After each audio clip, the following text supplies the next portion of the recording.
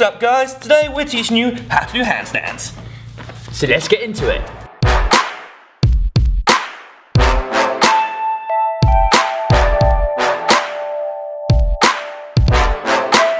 Okay, so handstand 101. First point of action, let's get used to being upside down and inverted. Exactly, so you need to find yourself a strong partner, I say strong, loosely, or a nice strong wall to kick up into a handstand. Remember, take your hands slightly wider than shoulder width apart and spread those fingertips out for a nice wide base.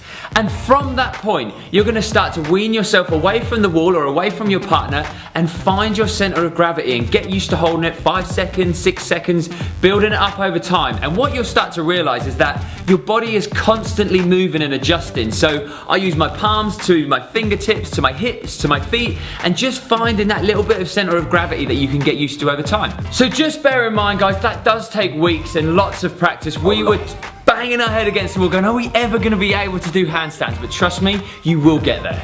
Along with that first stage, you can do walking handstands too. The good thing about walking handstands is because you're moving and you're not holding kind of still in one place, you have a little bit more room to kind of find your balances. You can shuffle your hands back, you can shuffle them forwards, side to side, and that also helps you find your sweet spot.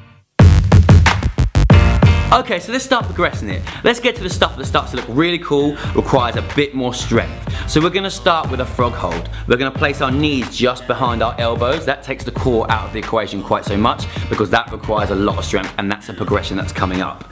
We're gonna lean our chest towards the floor and our shoulders and our head, all getting very close to the floor.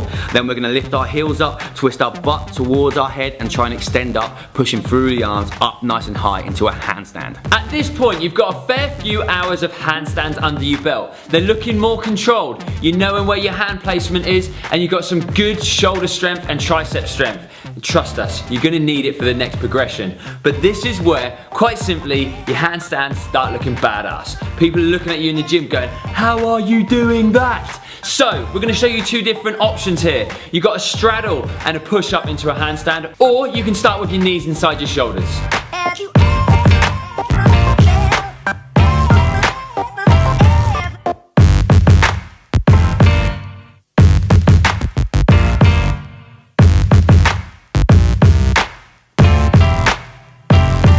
So handstands are awesome, right? So much fun. They do take a lot of time and a lot of practice, but get involved, do it with a friend and enjoy it. If you enjoyed this video and you want to see more of this type of stuff that we're doing, give us a thumbs up and we will share more with you. Exactly, and also remember to subscribe if you haven't already. We'll be back this time next week, same time, same place, and bye. Bye team.